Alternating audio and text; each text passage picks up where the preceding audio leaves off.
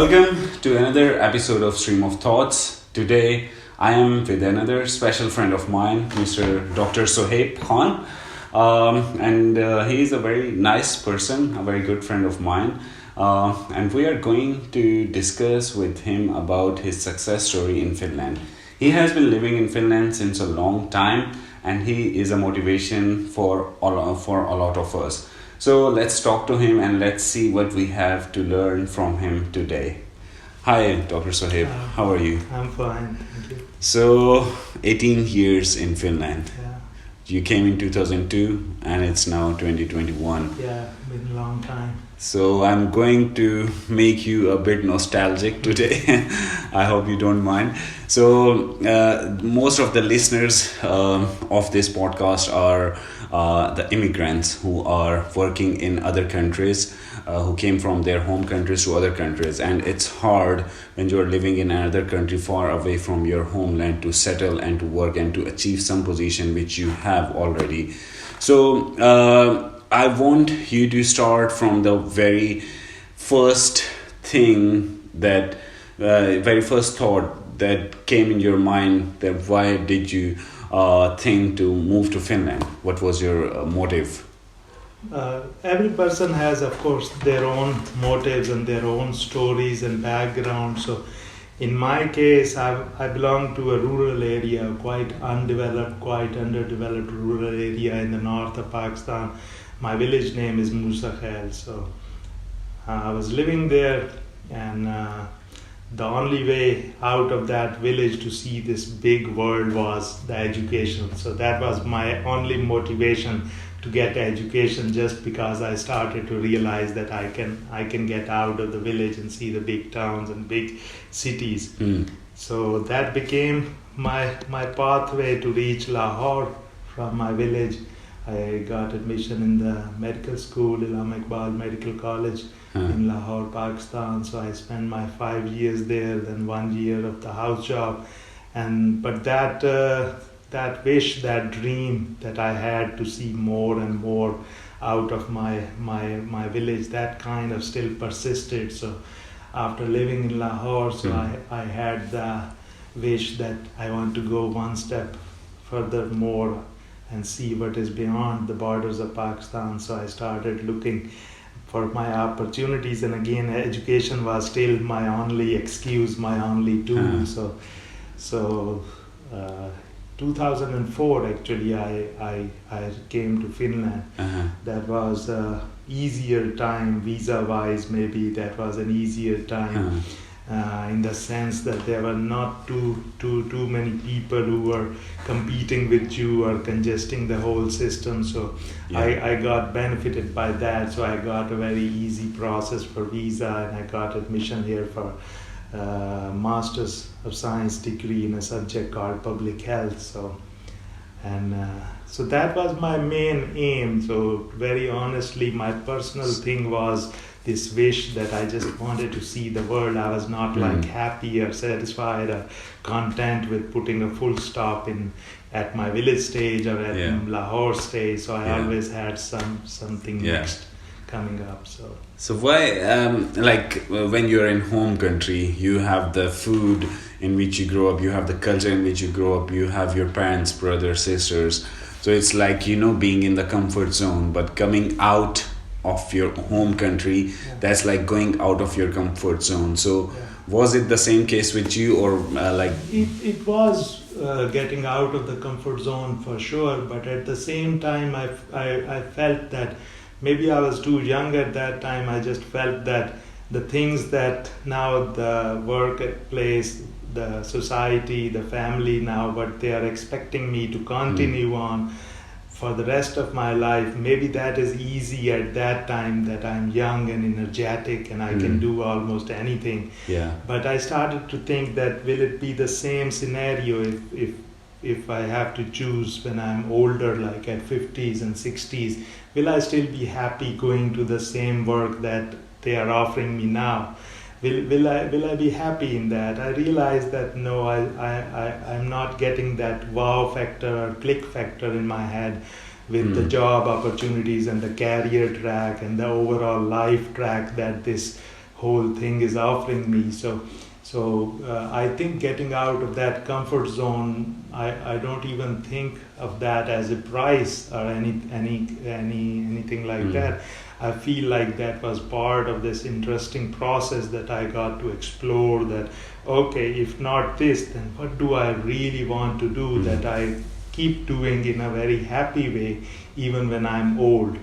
So I like to think that all of us should think in this way, that are we kind of compromising at the most easiest opportunity that we are getting, or is there something more out there that will make us rather more happy or more content and more successful? So maybe we should little bit try for the next step, and maybe we have a better chance of finding something that is really meant for us. So I was 23 years old when I graduated from medical school, and they put me for a house job in this Jinnah Hospital, Lahore, and every day was the same there, and I was so bored, and I think that my friends, my family, the society in general, for them I was successful, that I am a young doctor and I will continue to be that practicing doctor all my life, and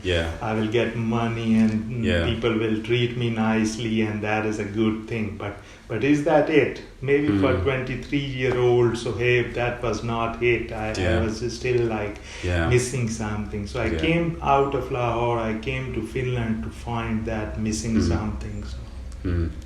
So when you decided to come to Finland, was there some sort of thing that stopped you from coming here, like some sort of emotional things from your parents, from your brothers or sisters? Because I know the medical doctor is a very well celebrated profession in Pakistan, and it's considered that if you are a medical doctor you can earn a lot in Pakistan. When a person is normally coming, if someone like us from middle class family, they decide to move to abroad, there's some sort of things that stops us from going, that is family as well. So actually I had something in my background that actually helped me going across that boundary of emotions or boundary of connection.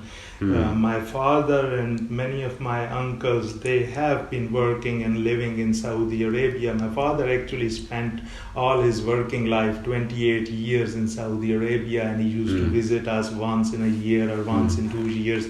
So that was kind of the norm. So I grew up in a combined family system with grandparents as the head holds. But my father, from my childhood, just knowing that he is there somewhere working in another country and sending money home, and similarly many of my uncles were doing the same. So it was kind of like normal for me maybe that to accept that if I do something similar, then it's not that big of a deal, it's not that crazy of a life choice, it is kind of acceptable and normal in my family at least.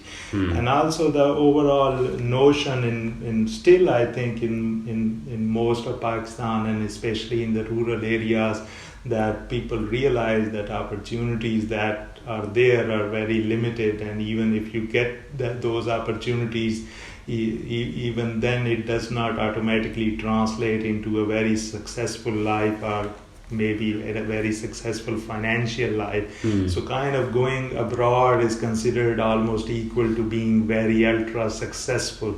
So actually your family and friends and society, they get very proud and very happy if you manage to do that. So I think that I did not feel any limitation that kind of made this a difficult decision, but rather I thought that my family background, my father's background, so kind of it helped me make this decision. Plus again, I think the key factor again I will say was that I was young. 23, 24 years age, you don't really focus on the difficulties. You kind of are up for anything, and you kind of take things more of an adventure, and it does not scare you that much. So maybe that helped me, that even though Finland was a very, very unknown country for Pakistanis, especially in 2003, 2004, and I had no experience of traveling internationally or being out of my country ever before, but still kind of I felt like I can do this. Let's do this without any money in my pocket, without any very clear cut idea of what I'm gonna do, how my career will eventually shape up, or what is Finland and how life is it here. So I kind of still was able to take this up as an adventure, probably because of my youth, let's say. So you had energy at that point. Yeah. You had, I would say, time at that point as well, because that was a good age to explore the things. So if we fast forward to this day, you're working as an associate professor at university. The program in which you came, you are leading that program now. Which is a very proud moment for all of the Pakistanis in Finland, that one of us is working at such a good position in Finland. So, but behind that, this is a very, very cool thing to hear, but it's not easy to achieve. Your struggle, we are going to come to that point now, that when you landed in Finland, your first step in Finland, what was the thought that came in your point, and the thing that you were expecting, that I have to do something new, and what I'm gonna do by just working as a doctor in Pakistan? Did those expectations come true when you landed in a foreign land? Few different points in response to that. So first thing, physically, when I landed to Finland, I got a train from Helsinki to Kuopio, the small town where I am still living here. So I remember I reached very late night, almost 11 o'clock in the night, and it was September, and it was already quite chilly in the air, and also 11 o'clock meant it was proper night, proper darkness. So I reached my flat that I had already booked. So I remember I was kind of blank till that time. That first kind of emotions that registered in my mind was when I actually reached that flat. I put down my luggage and I discovered this small balcony in that flat. So I came to that balcony, I looked out, and it was all dark and some buildings here and there in the neighborhood, and nobody was out there at that time. And it kind of, first time, that was the moment that it kind of hit me that, okay, it is not like a process, but I have actually now ended up here. So I have done that process of planning and going through the travel arrangements and all that thing, and answering to myself and answering to everybody around me that why I am doing this. So I have kind of felt that that part is now done. Now it's already the next step, that I actually have to now settle down here. I have to kind of come to terms and make myself successful here, or face everything new. Work system here is gonna be new, and I knew nothing about that. Education system is gonna be new. At that time I knew nothing about that. People, culture, everything was new at that time for me. So it kind of hit me first time that, okay, now starts the real difficult time. So it kind of gave me a little like shaking in my head, that wake up, this is it now. So this is reality. So that was the physical part, that how I ended here.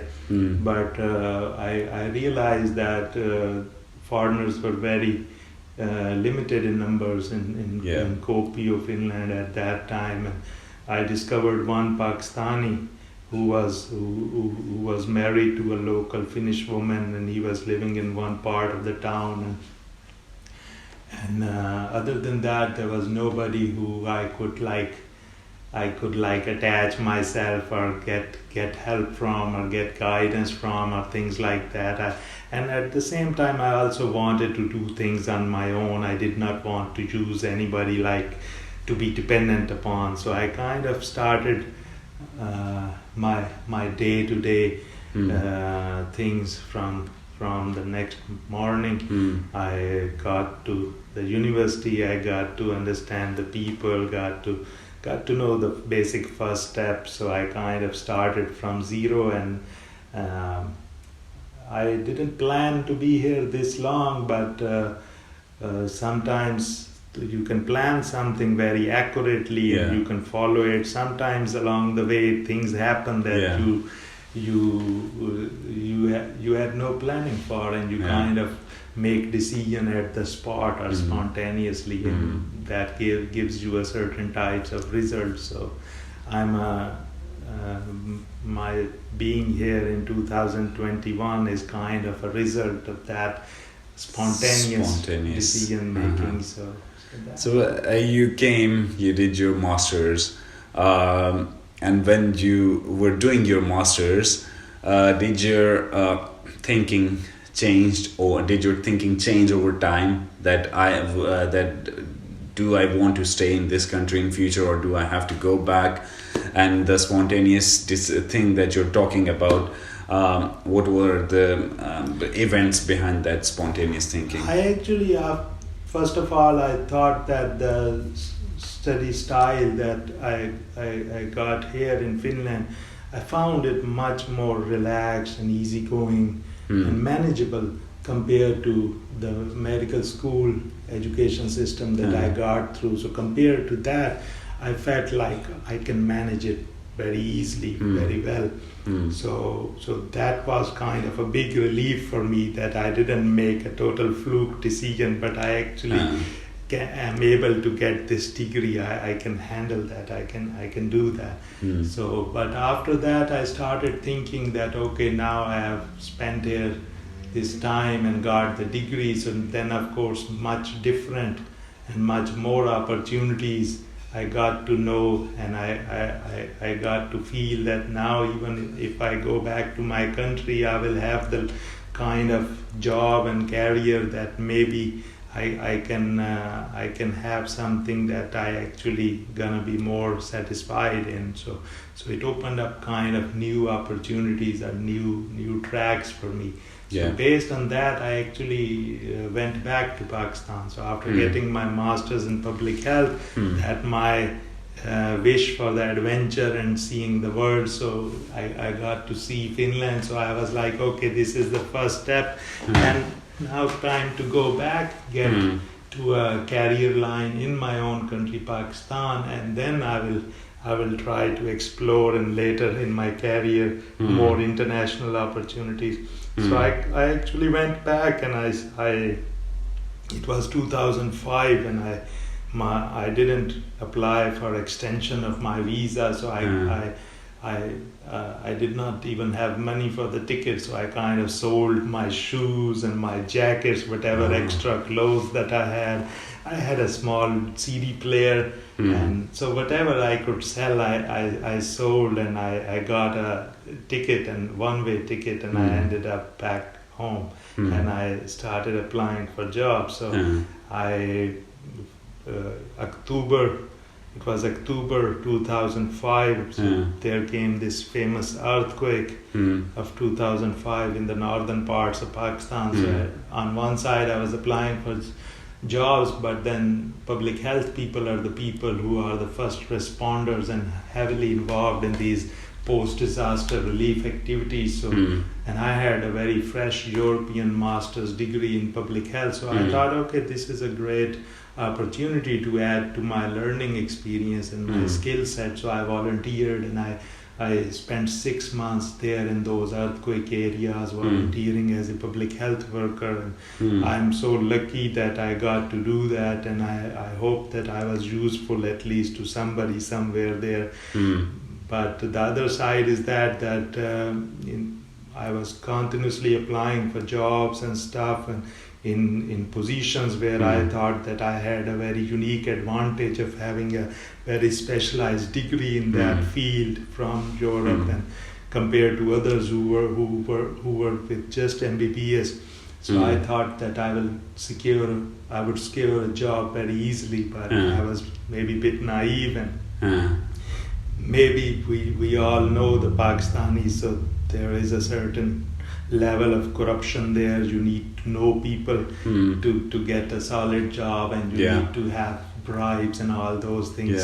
So but maybe I couldn't get it for some other reason. What can I say? But I didn't land a solid job. So after that 6 months in earthquake areas, so I realized that it's time to move on. I cannot just keep waiting for a job inside Pakistan.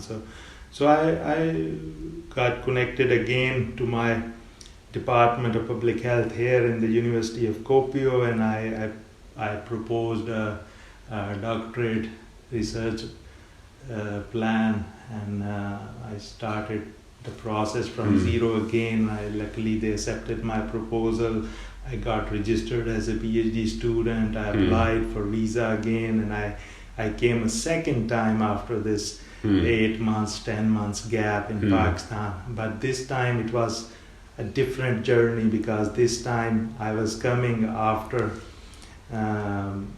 making efforts to settle down in Pakistan and after failing in that. So this time I was coming kind of like that, now this is my only kind of choice at the moment. So the motivation was of different type than the motivation I had for the very first time. So I came here, I started working on my doctorate, and I wanted to pursue teaching also as a career in addition to research.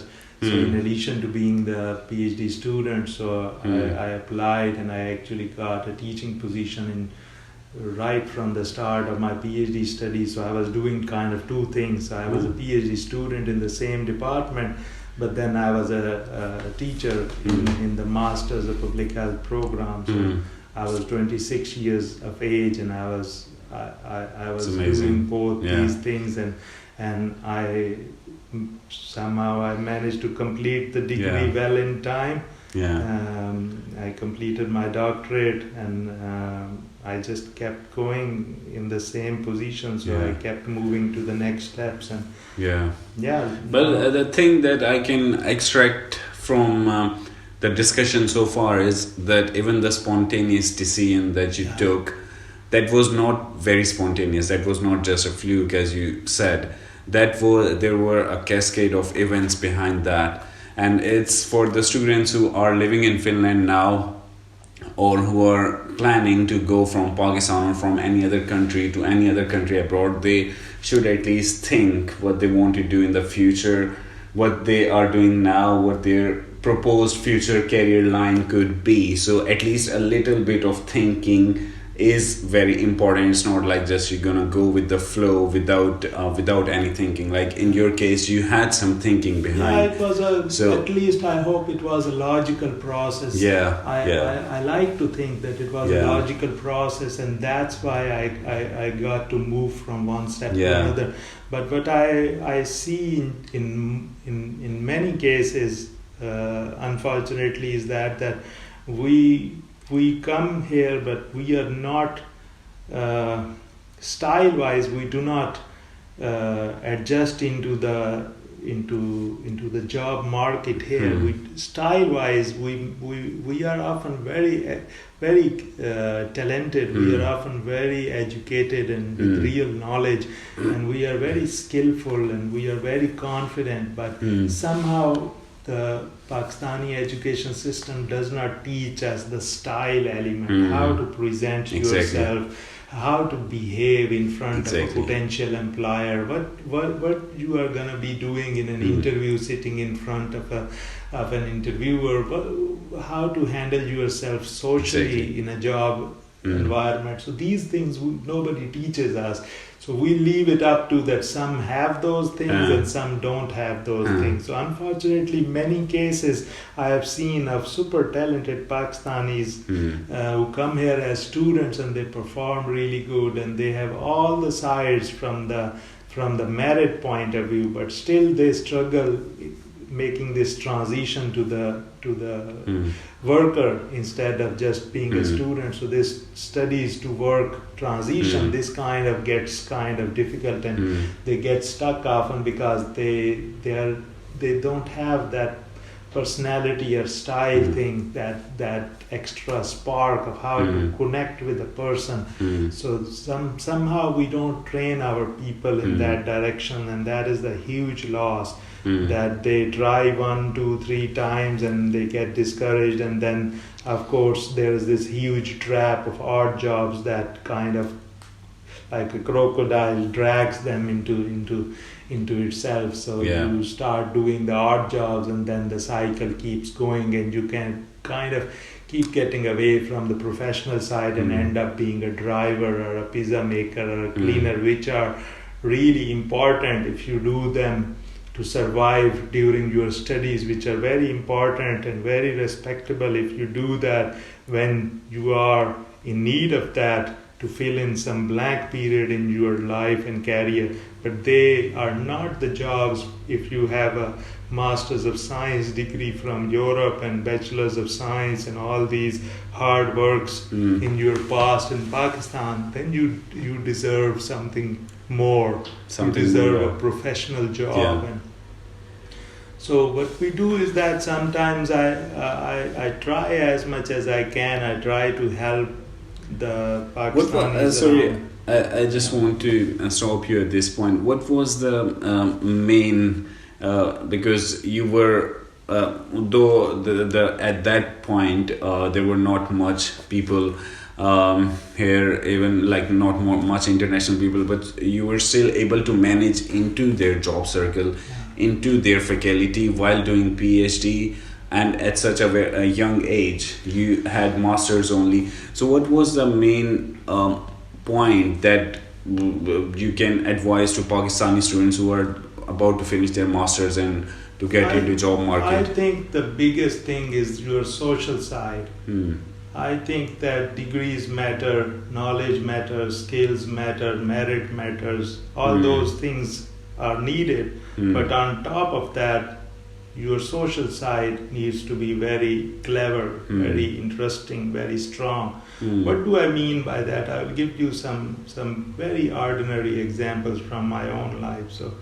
So I knew that I needed a proper opportunity. I needed a job opportunity. So what did I do?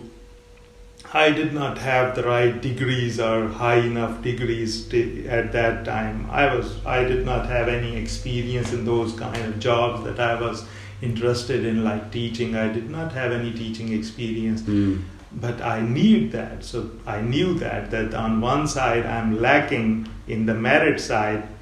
There is no vacancy, but on other side there was this huge need that was kind of eating me from inside. So what did I do? So I realized, for example, that all my Finnish colleagues, so every morning at 9 o'clock they were coming and they were sitting together in the coffee room, everybody with a cup of hot coffee, and they were chit-chatting with each other. That was a very social start of their everyday work life. They would stay there for 15-20 minutes and then everybody would go to their office and start working. So I realized that other PhD students in our department from different countries, they were coming to the department, going to their table in their room, and they would not join in any social activity with the local Finns of the department. So I realized that I need to be known. These people who have opportunities, they should. So that me going every morning and sitting with my Finnish colleagues in the coffee room, that little gesture, that little activity of mine, I like to think, I believe that was my very first step of getting a job, because they started feeling that I'm one of them. I'm not a stranger applying for an opportunity. Then similar little steps keep happening. I realized, for example, that there are no vacancies, official vacancies. Now, if there are no vacancies, how would you get a job? Exactly. So, but I kind of created a loophole. I realized that there's no vacancy, but where can I be useful to them? So I realized that in teaching, the teacher at that time, so he was heavily loaded with work, with teaching workload was super heavy. So, and I realized that he was really struggling. So few times that I knocked at his office door and went in and talked to him, I realized that he was just in a bad condition. Like he had so much work, he was staying late in the evenings, he was just in a mess. So I realized that, okay, there's no vacancy, but here is where I can be useful. So what did I do? I just went one day and I said that, what are you doing? And Charles, his name was Charles. So I said, what are you doing, Charles? And he said, I'm doing this and this much I have done, this much is left, and let's see, I'm trying to finish it this evening. So I said, well, I know this work, so I can do it. Like, I can help you with that. So he was kind of, he thought about that probably, but because the advantage was that I was cutting his workload, so he started giving me these little tasks. First, they were very little to see that if I can actually do that, but when he realized that I could manage these basic teaching tasks, so he started giving me those regularly. So I did that, and I made myself useful for the workplace. So slowly the bosses, my colleagues, so they started to realize that I can do these kind of tasks. So that kind of contributed a lot, that next time when the vacancy will appear, so maybe I'm a good candidate. So it was lots of hard work, and it was lots of good luck also. I think that I got lucky in so many times in my life, and so many times here in my Finland based life. So I cannot say that same thing will exactly work for another person or another Pakistani, but at least it should give you an idea that you need to little bit be clever socially, that how you can fit into a social environment, how you can make people realize that you are one of them. Exactly. And also, if there are no opportunities, still start looking around where you can be useful. First, of course, without pay, nobody is gonna give you pay from the day one. So you start volunteering, you start making good terms, you start getting roots in that workplace. So step by step, then good things also come, then the rewards also come, but you need to work in that fashion. So networking is one of the very important key. Even when we are like Pakistani students or Pakistani workers, we are working for internship, for a job, we think that if we are sitting with a coffee with our Finnish colleagues, there would be a language barrier, what we will talk.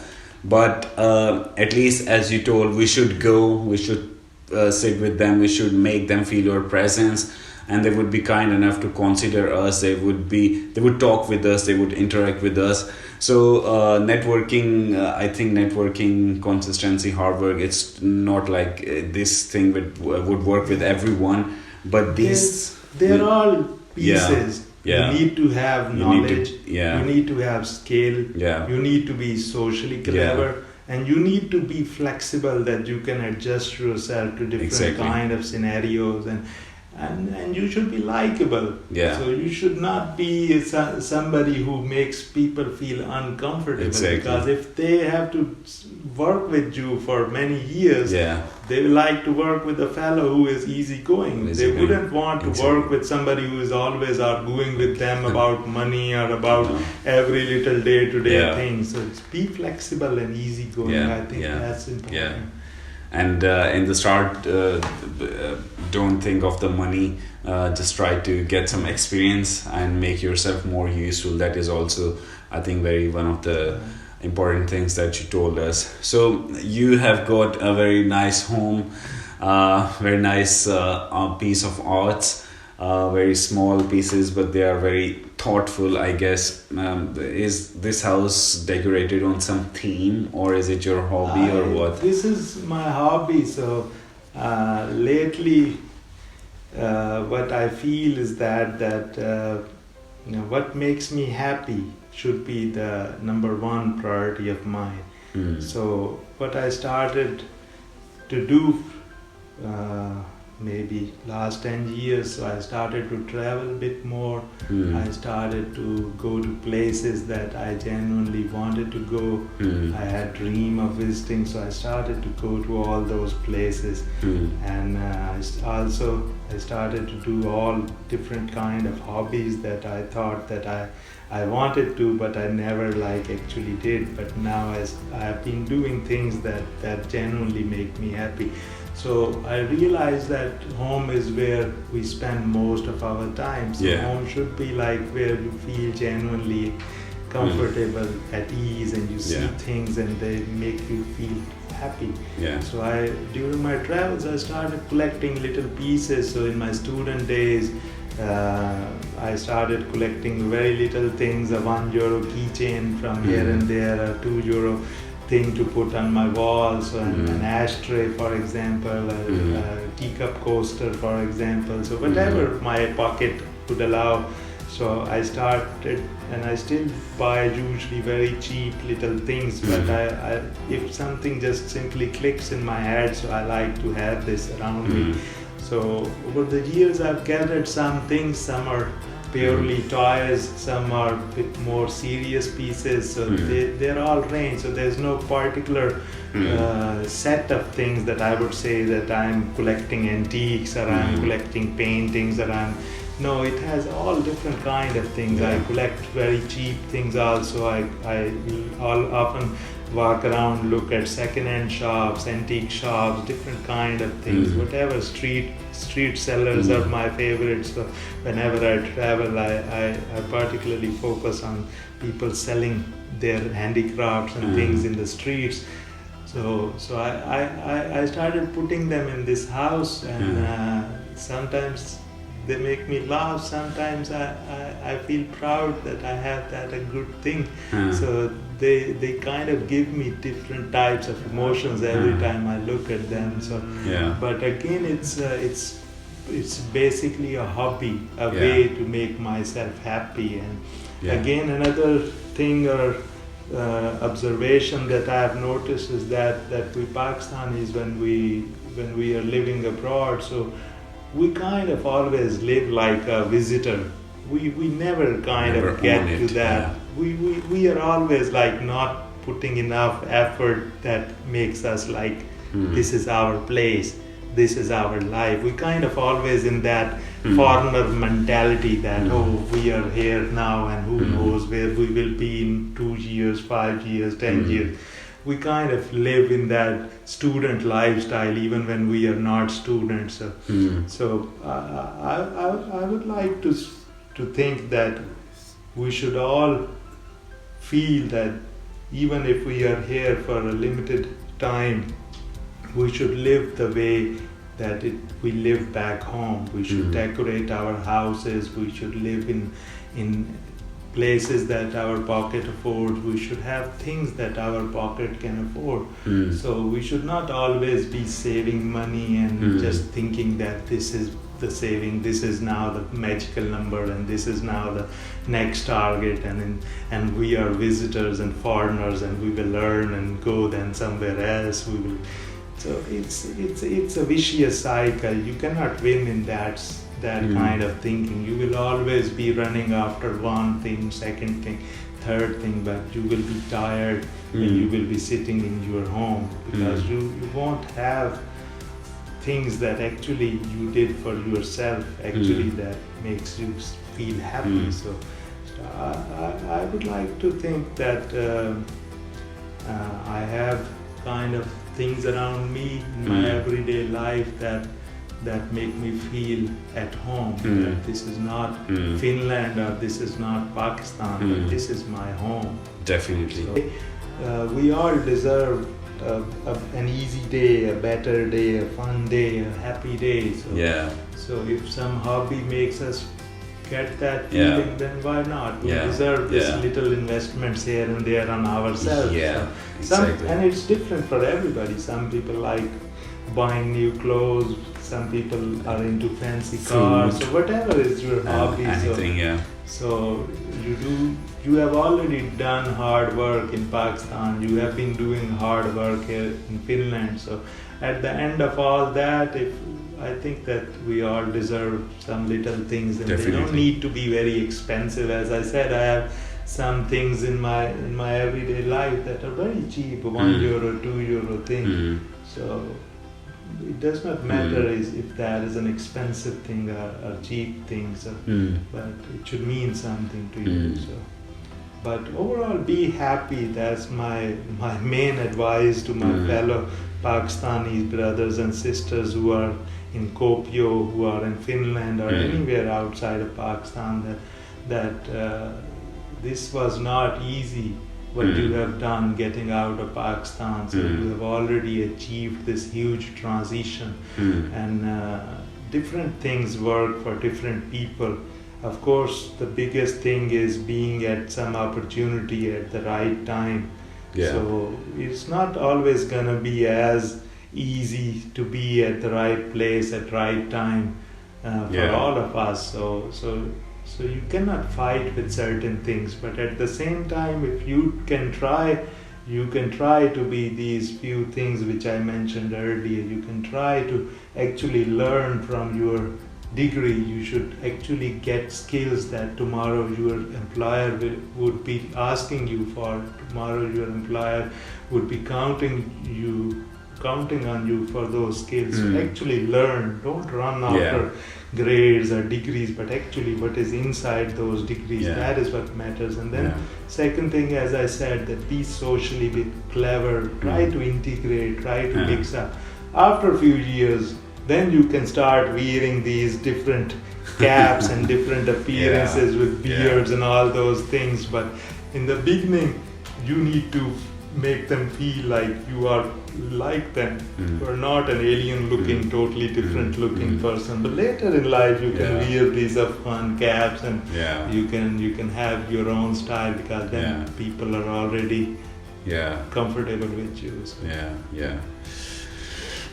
Thank you very much for such a thoughtful discussion, and I think we had very good points and very good things that we can learn from this discussion, also who are the listeners, and also for me as well. And we always have something to learn from you. Thank you very much. Thank you for your time, and we will come again. We will maybe have another podcast with you on some other topics, on some other thoughtful topics as well. But thank you for giving us time and your opinion on this topic. And also subscribe to Travel with Us and take care. Cheers. Thank you.